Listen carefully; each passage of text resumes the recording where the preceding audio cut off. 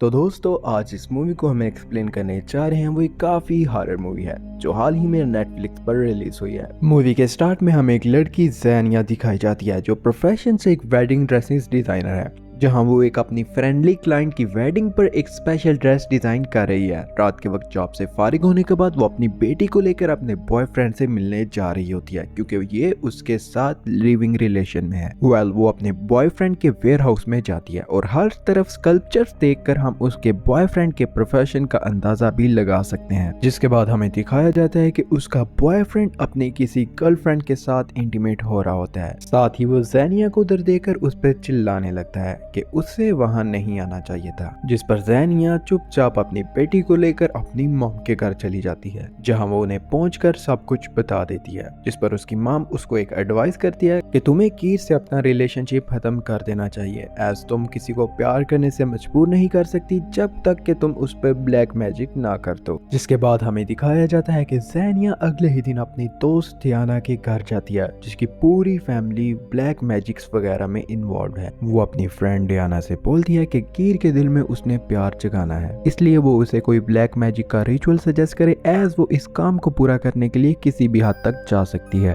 जिस पर डियाना उसे बोलती है कि डेविल से डील करना इतना आसान नहीं जितना कि तुम लोग समझ लेते हो। मोरओवर अगर ब्लैक मैजिक खत्म होने के बाद तुम लोगों का प्यार सच्चा ना निकला तो ब्लैक मैजिक रिवर्स हो जाएगा और उससे तोड़ा नहीं जा सकता, और इस रिचुअल में डेविल के साथ की गई डील के अकॉर्डिंग तुम्हारी सोल वो ले जाएगा अगर तुम डेविल के साथ की गई डील पर पूरा ना उतरी। जिस पर ज़ैनिया बोलती है कि वो हर कीमत चुकाने के लिए तैयार है, वो कीर को किसी भी सूरत में हासिल करना चाहती है। जिस पर डायना उसके हाथ पर एक नाइफ से कट लगा देती है, साथ ही एक कपड़े का टुकड़ा उठाकर उसके हाथ में रखकर बंद कर देती है और उसे बोलती है कि यह हाथ तब तक नहीं खुलना चाहिए जब तक कपड़े का टुकड़ा पूरी तरह से खून में भिगो ना जाए। मोरओवर जो रिचुअल तुम्हें बताया गया है वो तुम्हें एक ट्रूली लव्ड कपल की मैरिज सेरेमनी के वक्त चर्च में करना होगा। साथ ही साथ इन शर्तों में से अगर कोई शर्त डेविल की पूरी ना हुई तो वो तुम्हें नहीं छोड़ेगा। जिसके बाद हमें दिखाया जाता है कि ज़ैनिया अपनी उसी फ्रेंड की मैरिज सेरेमनी में रिचुअल करने जाती है जिसे मूवी के स्टार्ट में हमें दिखाया गया था, जहां हमें दिखाया जाता है कि फादर उनकी हैप्पीली मैरिज करवा रहे हैं और वहीं चर्च की सीलिंग पर ज़ैनिया अपना रिचुअल परफॉर्म कर रही है, जहां वो दो कैंडल्स को एक दूसरे के साथ राउंड कर रही होती है। साथ ही साथ डेविल से पुकार रही होती है कि जस्ट लाइक दीज कैंडल्स मुझे और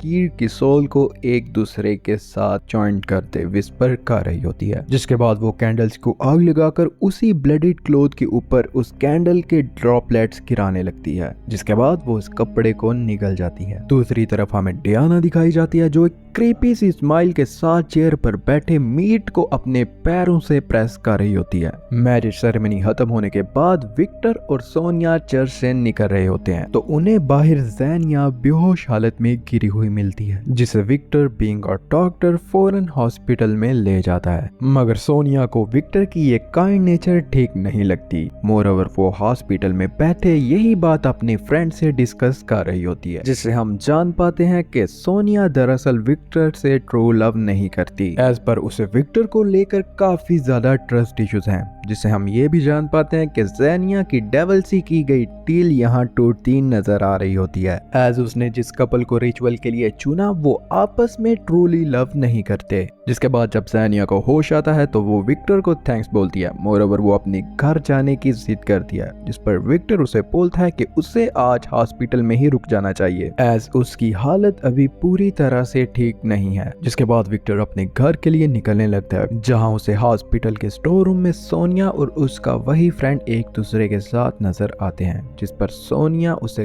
काफी एक्सक्यूजेस देने लगती है, मगर विक्टर उसे वहीं छोड़ के घर निकल जाता है। अब हॉस्पिटल में ज़ैनिया को अपनी वार्डरूम का दरवाजा खुलने की आवाज आती है, जहां देखने पर उसे वहां कीर खड़ा दिखाई देता है, जो सरप्राइजिंगली उससे अपनी सारी गलतियों की माफी मांगने लगता है। मोरओवर वो उसे बोलता है कि वो उसे लेने आया है, एज वो अब उसके बगैर नहीं रह सकता। अगले दिन हमें दिखाया जाता है कि ज़ैनिया और कीर दोनों अपने वेयर हाउस में हैं, जहां कीर उससे पागलों जैसे रोमियो स्टाइल बातें कर रहा होता है। मींस के ब्लैक मैजिक ने काफी गहरा असर किया है। कीर ज़ैनिया को बोलता है कि अब उसे कोई जॉब करने की जरूरत नहीं, एज जॉब उन दोनों को दूर कर देती है। जब इन दोनों की बेटी रोने लगती है तो कीर उसके ऊपर एक ब्लैक कपड़ा ओढ़ देता है। मोरओवर वो पोजेशन में अपनी बेटी को मारने की भी कोशिश करता है एज वो उसके रोने से काफी डिस्टर्ब हो रहा था। अब ज़ेनिया कीर के ऐसे बिहेवियर से काफी तंग आ जाती है। वो उसे बोलती है कि वो अपनी मॉम के घर जाने लगी है, जिस पर कीर ज़ेनिया को रुकने का बोलता है, मगर वो बोलती है कि कीर उसे रोकने का हक नहीं रखता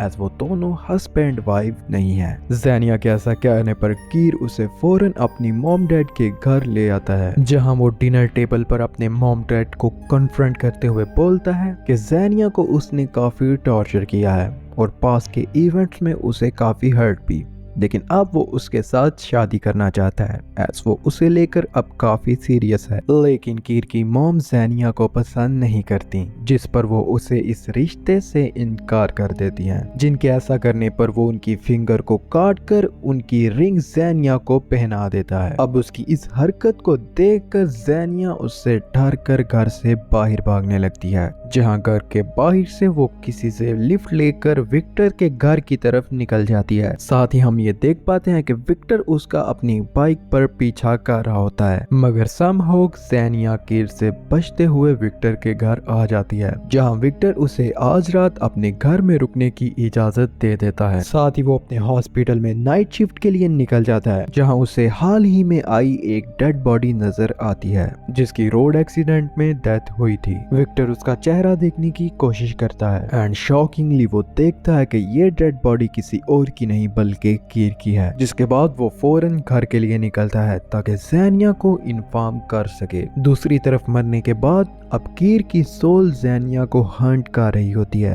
विक्टर के घर आने पर ज़ेनिया उसे सारी सच्चाई बता देती है कि कैसे कीर का प्यार हासिल करने के लिए उसने उन दोनों की वेडिंग में रिचुअल परफॉर्म किया था। अब यहाँ विक्टर बीइंग अ डॉक्टर इन बातों पर बिलीव नहीं करता, जिस पर ज़ेनिया उसे अपनी फ्रेंड डियाना के घर ले जाती है, जिसके बाद डियाना विक्टर की बॉडी को एज अ होस्ट यूज करते हुए डेविल को बुलाती है। अब डेविल इस वर्ल्ड में आते ही ज़ेनिया की सोल की मांग करता है एज पर डील जिसका उससे वादा किया गया था, लेकिन इन लोगों के इनकार पर डेविल इन लोगों पर हमला कर देता है कि अचानक डियाना की माँ आकर इन लोगों को डेविल से प्रोटेक्ट कर लेती है। साथ ही वो डेविल को विक्टर की बॉडी से निकाल उसे हेल में दोबारा भेज देती है। अब विक्टर को भी इन सब बातों पर बिलीव हो जाता है, इसलिए वो सोनिया को चर्च में बुलवा लेता है ताकि इस ब्लैक मैजिक को ब्रेक डाउन